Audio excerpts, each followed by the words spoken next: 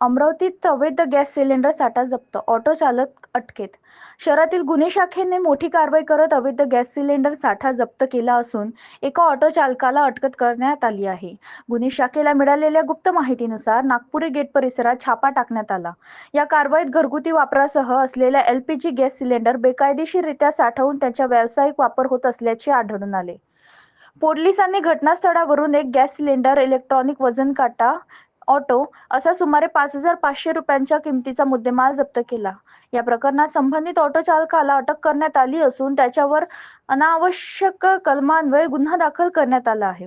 तसेच दुसऱ्या कारवाईत चोरीचा ऑटो प्रकरणी गुन्हा उघडकीस आला असून आरोपीला ताब्यात घेण्यात आले. चोरी केलेला ऑटो MH27DZ0854 जप्त करण्यात आला असून त्याची किंमत सुमारे 2 लाख असल्याचे पोलिसांनी सांगितले. ही संपूर्ण कारवाई गुन्हे शाखेच्या पथकाने वरिष्ठ अधिकाऱ्यांच्या मार्गदर्शनाखाली पार पाडली.